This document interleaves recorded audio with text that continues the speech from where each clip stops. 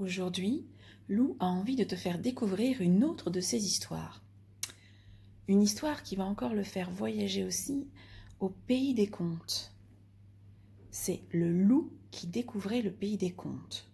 Donc c'est une histoire d'Oriane Lallemand et d'Éléonore Tuillier. Tout au long de l'histoire, dans les illustrations ou même dans le texte, tu rencontreras plein de personnages de contes que tu connais déjà. Alors amuse-toi à les lister. Quand Lou se réveilla ce matin-là, le soleil brillait haut dans le ciel. C'était un temps parfait pour le grand goûter du printemps qui aurait lieu l'après-midi même dans la forêt. Cette année, pour le goûter, je vais faire un gâteau aux pommes, décida Lou. Le souci, c'est que je ne sais pas cuisiner. Lou prit un panier et sortit. Dans la forêt, il trouverait bien quelqu'un pour l'aider. Lou marcha longtemps sans rencontrer personne. Enfin, au détour d'un sentier, il tomba nez à nez avec 3 petits cochons qui construisaient leur maison.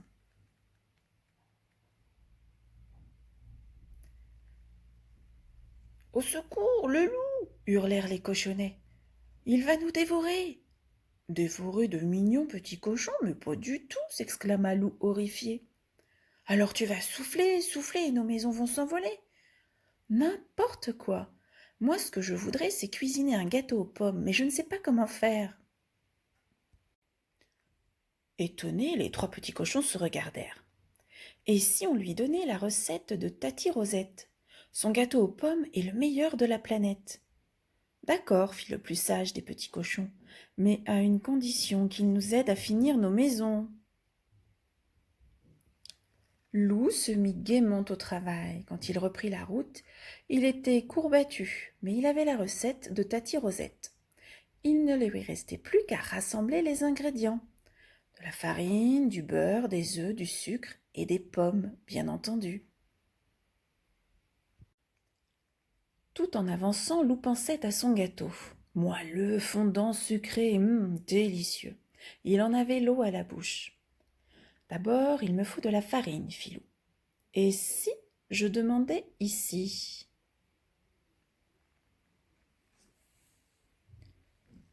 Toc, toc, toc. Doucement, la porte s'ouvrit et 7 mignons chevreaux pointèrent leurs museaux. Lou s'avança et vlan! Quelqu'un l'assomma. Quand il rouvrit les yeux, Lou était ligoté et il avait très mal à la tête. « Alors le loup, on se croit encore le plus fort, gronda la maman chèvre. « Certainement pas, protesta Lou.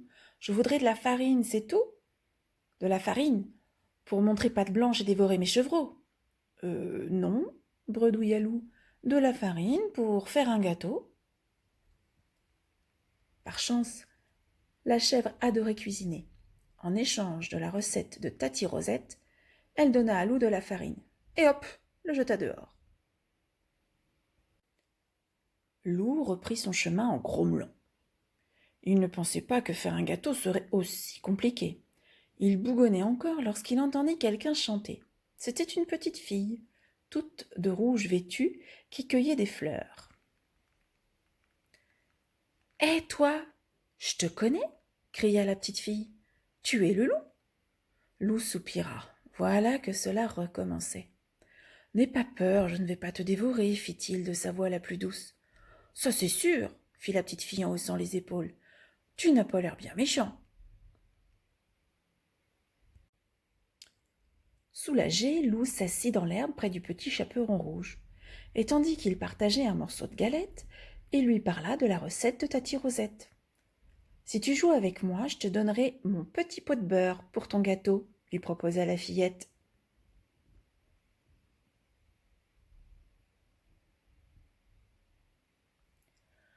Pendant des heures, Lou joua à chat perché, à cache-cache, au loup glacé.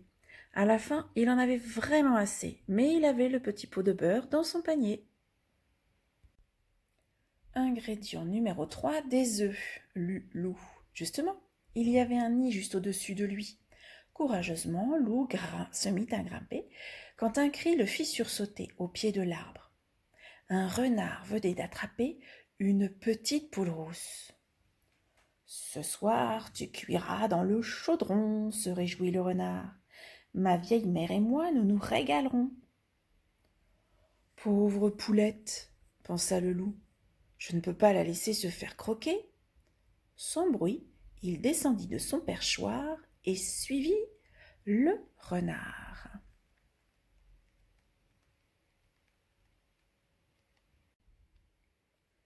Profitant que le renard s'était endormi, Loup s'approcha et délivra la poule. « Pauvre de moi, gémit-elle, échappée au loup pour finir dans la gueule du loup. »« Rassure-toi, je ne vais pas te manger, lui promit le loup. Allez, cocotte, filons d'ici. » Pour remercier Loup, la petite poule rousse proposa de lui tricoter une culotte qui ferait de lui le plus coquet des loups de la forêt. « Non merci, fit Loup, je préférerais quelques bons œufs frais. » Loup se remit en route. Apparut alors devant lui, ses yeux ébahis, une jolie maisonnette toute de pain d'épices, de sucre et de biscuits. « Oh, voilà qui tombe bien, se réjouit Loup en détachant un morceau de gouttière. J'ai besoin de sucre pour ma recette. » Aussitôt la porte s'ouvrit et une affreuse sorcière surgit. « Cric, crac, croc, qui grignote mon logis ?» grogna-t-elle. « Un loup ? Pouah, je vais le transformer en poulet, ce sera meilleur à manger. » « Certainement pas !» cria Loup terrorisé, et il se carapata.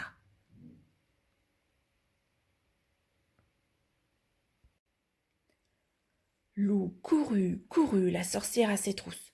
À bout de souffle, il arriva devant une chaumière et s'y engouffra. « Bonjour, mon ami, » le salua Blanche-Neige. « Qui te poursuit ?»« Une sorcière, paniqua Loup. Elle veut me transformer en poulet. »« N'aie crainte, elle ne te trouvera pas ici. Repose-toi près de la cheminée, tu sembles épuisé. » Reconnaissant, Loup s'assit aussitôt et s'assoupit.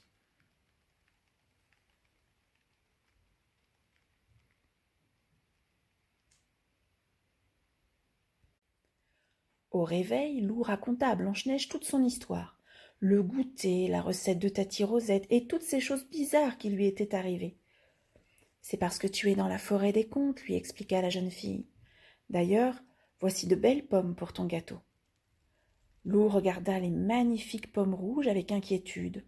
« Promis, la méchante reine ne les a pas touchées, » rit Blanche-Neige. Loup la remercia, rassurée. Blanche-Neige conduisit alors Loup devant son miroir. « Miroir, mon beau miroir, dis-moi qui est le plus chou des loups. »« C'est Loup le plus chou, » fit le miroir amusé. « Et si on le gardait avec nous ?»« Non, cher miroir, répondit Blanche-Neige, renvoie-le vite dans sa forêt. Mais avant... » Et Blanche-Neige déposa un doux baiser sur le museau de Loup, qui se sentit rougir, partir, rougir, partir. Loup secoua la tête tout étourdi. Il était de retour chez lui. À ses pieds, son panier était bien rempli. « Youpi, j'ai tout ce qu'il faut pour préparer mon gâteau. Vite, au fourneau !» Dans sa cuisine, Loup suivit à la lettre la recette de Tati Rosette. Il coupa, versa, mélangea. Lorsque tout fut terminé, son gâteau était gonflé et doré à souhait. C'est alors que... Toc, toc, toc, on frappa à la porte.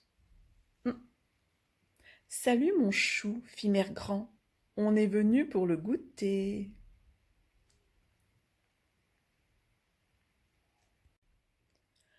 C'était l'heure du goûter. Autour de la table, les amis de Loup étaient déjà installés, impatients de se régaler. « Ah, te voilà enfin !» s'exclama Valentin. « Que nous as-tu donc amené ?»« Le gâteau aux pommes de Tati Rosette, » fit Loup. « Et aussi quelques nouveaux amis. »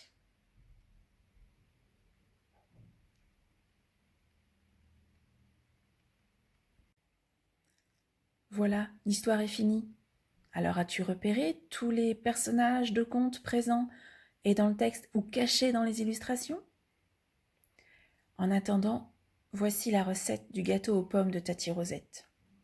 Si tu veux t'amuser avec papa et maman pour le faire, tu le peux. Tu verras, il est très bon.